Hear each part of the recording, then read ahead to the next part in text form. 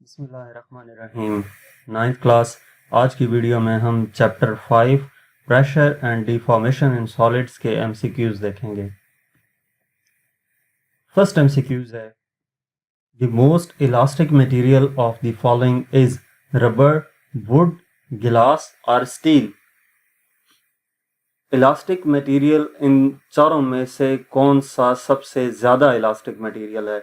Elastic material से क्या मुराद है कि जिसमें इलास्टिसिटी मौजूद हो, यानी कि उसके ऊपर फोर्स लगाने से वो बेंड हो सके। ठीक है, तो अगर आप इन चारों को देखें तो इनको हम डिस्कस करें तो इनमें से जो स्टील है वो सबसे ज़्यादा इलास्टिक मटेरियल है।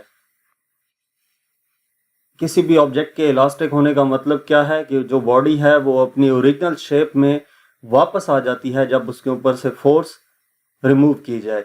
तो रबर, वुड या गिलास जो है, इनके ऊपर जब फोर्स लगाई जाए तो ज़रूरी नहीं होता कि ये ऑब्जेक्ट वापस अपनी पहली पोजीशन में आ जाए, लेकिन जो स्टील है इसके ऊपर जब फोर्स लगाई जाती है तो ये वापस अपनी पहली पोजीशन में आ जाती है। तो इस वजह से जो स्टील है वो इन चारों में सबसे ज़्यादा इलास्टिक मटेरियल है। तो इसका डी ऑप्शन करेक्ट है। नेक्स्ट एमसीक्यूज है, Hooke's law hold good up to. Hooke's law कहाँ तक अप्लाई होता है? प्रोपोर्शनल लिमिट है, यील्ड लिमिट है, इलास्टिक लिमिट है या प्लास्टिक लिमिट है? किस लिमिट तक हुक्स लॉ अप्लाई हो रहा होता है? तो जो हुक्स लॉ है वो बेसिकली प्रोपोर्शनल लिमिट तक अप्लाई हो रहा होता है। Goods up to the proportional limit which is the point up to which the stress is directly proportional to strain. Proportional limit का मतलब ये है कि जिस पॉइंट पर स्ट्रेस डायरेक्टली प्रोपोर्शनल होता है स्ट्रेन के। तो इस वजह से ए ऑप्शन इसका करेक्ट है। नेक्स्ट एमसीक्यूज नंबर 3 है, a mass of 2 kg is hung by spring. एक स्प्रिंग के साथ 2 kg का मैस हैंग किया गया है विच डिस्प्लेसेज इट थ्रू 5 सेंटीमीटर। और वो मैस हैंग करने से जो स्प्रिंग है वो 5 सेंटीमीटर नीचे की तरफ एक्सटेंड कर जाता है। The spring constant is. Spring constant calculate करना है, यानी कि जो उसका मैस है, मैस की वजह से फोर्स अप्लाई हो रही है और ये डिस्टेंस हमें गिवन है, तो स्प्रिंग कांस्टेंट के कैलकुलेट करना है। तो हम हुक्स लॉ अप्लाई करेंगे, एफ इक्वल टू के एक्स वाला। इसमें के इक्वल आ जाएगा एफ ओवर एक्स के। जो फोर्स अप्लाई हो रही है इस केस में वो उसके वेट के इक्वल होगी, क्योंकि मैस को हैंग किया गया है। हैंग करेंगे तो उसका वेट डाउनवर्ड होगा। W equal to M G. अब एम की वैल्यू हमें 2 kg गिवन है, जी की वैल्यू 10 या 9.8 होती है, डिवाइडेड बाय एक्स की वैल्यू हमें 5 सेंटीमीटर गिवन है, जिसको हमने एसआई यूनिट 0.05 में कन्वर्ट कर लिया। तो जब हम इसको डिवाइड करेंगे ये 400 न्यूटन पर मीटर आ जाता है, यानी कि ए ऑप्शन इसका करेक्ट है। नेक्स्ट एमसीक्यूज नंबर 4 है, materials which does not regain its original shape after removal of the load producing deformation are termed as। कि वो materials जो कि अपनी ओरिजिनल शेप में वापस नहीं आते जब उनके ऊपर से फोर्स हटा ली जाए, तो उन मटेरियल्स को क्या नाम देते हैं? इलास्टिक मटेरियल्स का, प्लास्टिक मटेरियल्स का, रिजिड मटेरियल्स का या हुक्स मटेरियल्स का। तो ऐसे मटेरियल्स जिनके ऊपर जैसे फोर्स अप्लाई की गई हो और वो फोर्स हटाने से वो ऑब्जेक्ट अपनी पहली पोजीशन में वापस ना आए, तो उनको हम प्लास्टिक मटेरियल्स का नाम देते हैं। इसमें बी ऑप्शन करेक्ट है।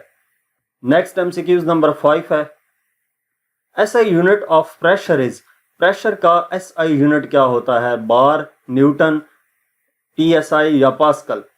तो प्रेशर का एसआई यूनिट हमारे पास पास्कल है।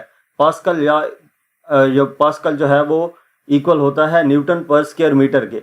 तो इन पास्कल या न्यूटन पर स्क्वायर मीटर में से कोई भी ऑप्शन आपके पास जहां पर गिवन हो तो वो करेक्ट होगा।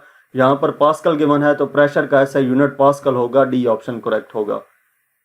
नेक्स्ट एमसीक्यूज नंबर 6 है, which will exert greater pressure. इनमें से कौन सा जो है वो ज्यादा प्रेशर एक्सर्ट करेगा? हमें मैस और एरिया गिवन है, ठीक है, मैस एंड एरिया गिवन है। तो इन मैस और एरियाज की मदद से हम क्या करेंगे? चारों ऑप्शंस का प्रेशर फाइंड कर लेंगे, ठीक है। तो जब हम प्रेशर इनका फाइंड करते हैं, ए का, ऑप्शन बी का, ऑप्शन सी का एंड ऑप्शन डी का, जब मैस कैलकुलेट कर लिया, जो मैस हमें गिवन है उसको ऐसा यूनिट में कन्वर्ट कर लिया, एरिया को ऐसा यूनिट में कन्वर्ट कर लिया, तो प्रेशर इक्वल होता है फोर्स पर यूनिट एरिया के, यानी कि फोर्स इस केस में इसके वेट के इक्वल होगी और वेट इक्वल होता है mg के। तो ये जब वैल्यूज पुट करके इसको सिंप्लीफाई करते हैं तो ये प्रेशर आ जाता है। ए ऑप्शन का प्रेशर है, बी का प्रेशर है, सी का प्रेशर है और डी का प्रेशर है। तो इन केसेस में आप देखें तो जो सी वाला प्रेशर है वो सबसे ज्यादा है। ठीक है, इसकी वैल्यू 30,000 आई है, इसकी 80,000 है और ये हमारे पास 80 लाख है। ठीक है, ये भी कम है, ये ऑलमोस्ट 3 लाख समथिंग है। तो जो सी ऑप्शन है वो करेक्ट होगा हमारे पास, जिसमें गर्ल का मास 40 kg और जो क्रॉस सेक्शनल एरिया है वो 0.5 सेंटीमीटर स्क्वायर है। अब ये आपको कैसे याद रहेगा कि इनमें से कौन सा ऑप्शन करेक्ट है, तो आपने ये देख लेना है कि एरिया इनमें सबसे कम किसका है, लेकिन एरिया के साथ साथ मैस भी आपने देखना है। ठीक हो गया, मैस ज्यादा होना चाहिए और एरिया कम होना चाहिए। आपने चारों ऑप्शंस में देख लेना है जिसमें मैस ज्यादा हो और एरिया कम हो, तो वो वाला ऑप्शन करेक्ट होगा। तो ये सी ऑप्शन इसका करेक्ट है इस केस में। नेक्स्ट एमसीक्यूज नंबर 7 है, pressure of 1000 millibars is equal to, pressure जो है 1000 मिलीबार्स कितने के इक्वल होता है, तो 1 मिलीबार जो है 0.1 किलो पास्कल की इक्वल होता है। तो 1000 मिलीबार्स किसकी इक्वल होगा, 0.1 को 1000 से मल्टीप्लाई कर देंगे तो ये 100 किलो पास्कल आ जाएगा, यानी कि डी ऑप्शन इसका करेक्ट है। नेक्स्ट एमसीक्यूज नंबर 8 है, pressure of 1 millimetre H D is equal to, 1 millimetre H D का जो प्रेशर है वो किसकी इक्वल होता है, 1.316 into 10 power -3 ATM, 1 ATM, 133.29 ATM और 1.316 इंटू 10 पावर 5 ATM। ये ATM से मुराद एटमॉस्फेरिक प्रेशर है। ठीक है, तो 1 मिलीमीटर मरकरी जो है वो इक्वल होता है 0.00131579 ATM, यानी कि अगर हम पॉइंट को 3 डिजिट राइट साइड पे मूव करें तो 10 की पावर -3 आ जाएगी, तो ये हमारे पास बन जाता है 1.316 इंटू 10 पावर -3 ATM, यानी कि इस केस में ए ऑप्शन करेक्ट है। नेक्स्ट एमसीक्यूज नंबर 9 है, atmospheric pressure is commonly measured using a hygrometer, barometer, manometer और थर्मोमीटर।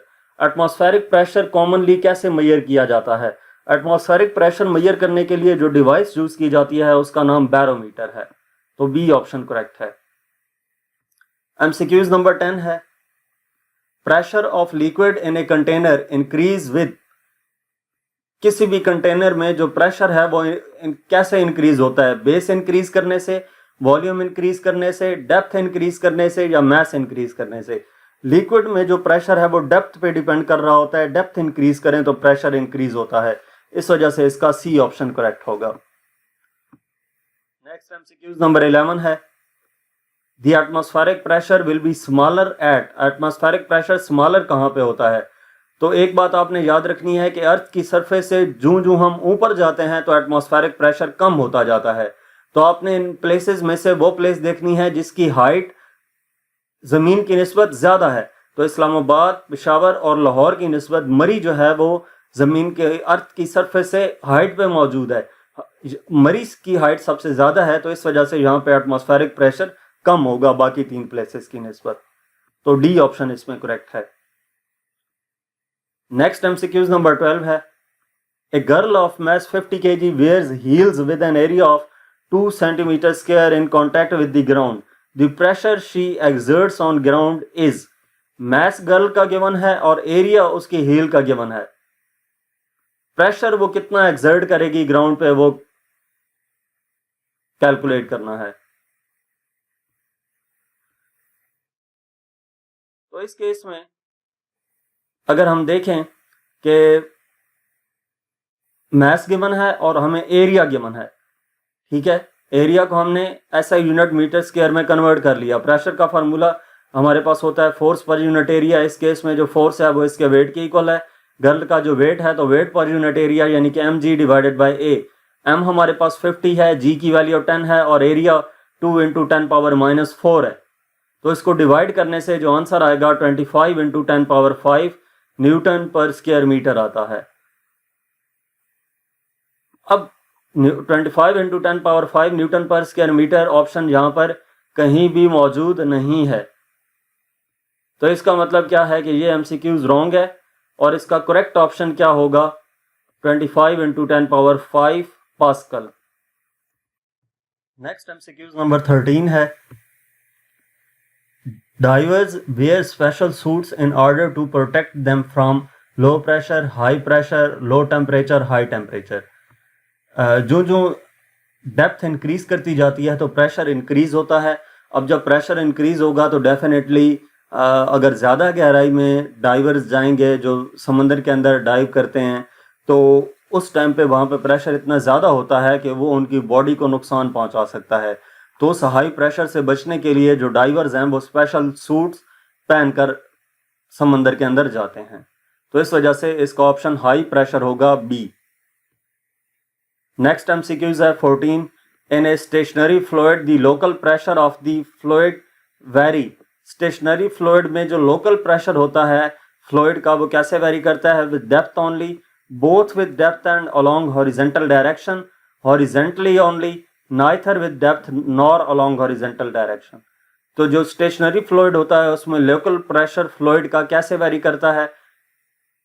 स्टेशनरी फ्लूइड से मुराद ऐसा फ्लूइड जो रुका हुआ हो, तो उसका जो प्रेशर है वो डेप्थ के साथ इंक्रीज करता है, ठीक है, क्योंकि वेट इंक्रीज होगा ना फ्लूइड का डेप्थ के इंक्रीज होने से, तो इस वजह से उसका जो प्रेशर है वो विद डेप्थ ओनली होगा। तो इसका ए ऑप्शन करेक्ट होगा। MCQs नंबर 15 है, pressure exerted by a man on the surface of earth will be smaller than he. कि वो जो प्रेशर है एक्सर्ट करता है आदमी के ऊपर, आदमी का on the surface of the earth, यानी कि मैन अर्थ पे किस पोजीशन में हो तो जो प्रेशर है वो कम होगा। Stands on both feet, sits on ground, stands on one leg, स्लीप्स on the ground. तो आपको ये पता है कि जो प्रेशर है वो दो चीज़ों के ऊपर अप्लाई हो रहा होता है, force divided by area. Force के डायरेक्टली प्रोपोर्शनल और एरिया के इनवर्सली प्रोपोर्शनल। अब फोर्स जो है वो उस मैन का वेट होगा, वो तो चाहे बैठा है, चाहे खड़ा है, चाहे लेटा हुआ है, फोर्स सेम रहेगी। चेंज क्या हो रहा है? एरिया।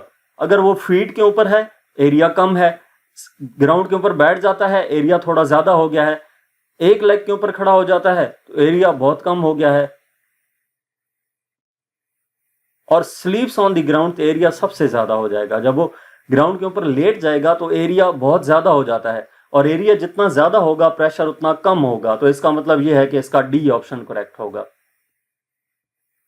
तो यहां तक इस चैप्टर के MCQs थे। मजीद किसी भी चैप्टर की एक्सरसाइज का सोल्यूशन देखने के लिए हमारा चैनल विजिट करें। इसके अलावा अगर आप किसी भी सब्जेक्ट की ऑनलाइन या होम ट्यूशन पढ़ना चाहते हैं तो हमसे व्हाट्सएप पे कांटेक्ट कर सकते हैं। Thank you.